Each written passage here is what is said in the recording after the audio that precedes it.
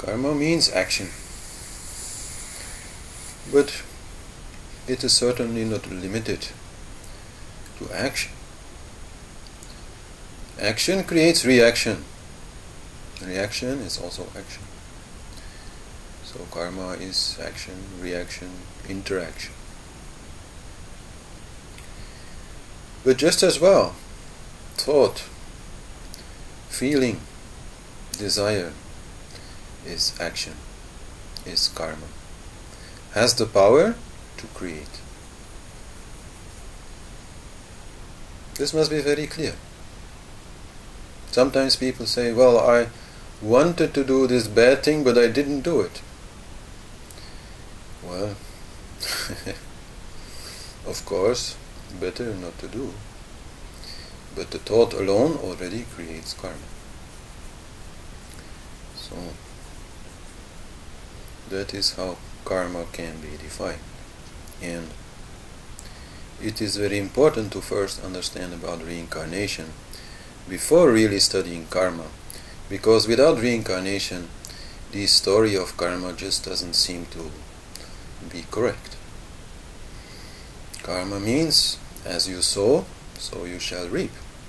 But quite clearly you need many lives to cover that story, because there are too many cases in life where you see a villain which, according to the law of karma, should not have a lot of luck, but seems to have a lot of luck. And otherwise you might see some really nice and good and caring people who are meeting one problem after another. So if you look at karma, not believing in reincarnation, you will also not believe in karma. And of course, in that way, the view on karma includes the subject of reincarnation. Some of the reaping is done in another life, right? Some of the sowing is done now, and the reaping already comes now, but some has to wait. In that way, there are three types of karmas. The first karma, prarabdha karma, is the active karma. It can be compared to the arrows that the archer has already shot. They are flying. You can't stop them. At some point they hit their mark. So they are very, very difficult to change. The second type of karmas are the sanchita karmas, the dormant karmas, the arrows that are still in the quiver. They have not yet been shot, but they are already made. They are made by thought, by desire, by action. The chance that they will be shot, the chance that they will be used, is very big. So they are also difficult to stop. At some point, when the time is right, the archer will take them out of the quiver and shoot them, and they will become active karmas. And the third kind of karmas are the kriyamana karmas, the potential karmas. Karmas that are potential in the sense that the thoughts, frustrations, desires, etc. are there in your deep unconscious, but you just haven't had the time yet to work with them, to bring them to a point where they become empowered by your will and become actual karmas. So those are the most easy to change.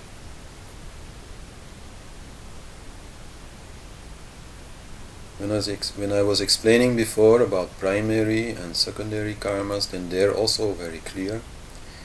The primary karmas are the most difficult to change, are quite impossible to change, except by magic, but I'll come to that. While secondary karmas are a bit more easy to change. What we can change about all karmas is the exact way in which they are fulfilled. Sometime your karma may be, for example, to kill a person. It's not a very nice thing, and it will undoubtedly lead to new karma. But sometimes it is possible to make this act, for example, an act of mercy.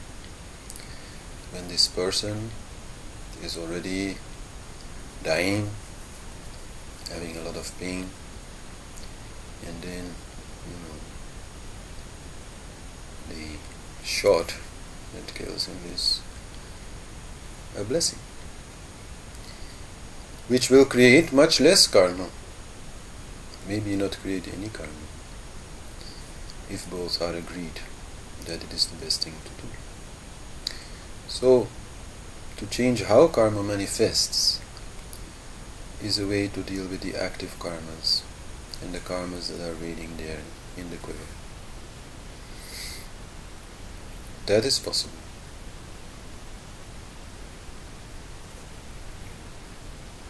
Anyway, what can be done? What can be done about karma? There's only two options. Either detach or attach. Detach from that from which you can detach. That is always best. Why take up any extra luggage if you don't really feel you need to? But attach to that from which you cannot detach, from that which always seems to come back, from desires and thoughts that always seem to come back. Attaching to them, trying to fulfill these desires, is just as logical as detaching from those from which you can detach. So, if, like my teacher, was born for marzipan, you were born for chocolate ice cream, then you should have chocolate ice cream, and lots of it, so that the desire is fulfilled.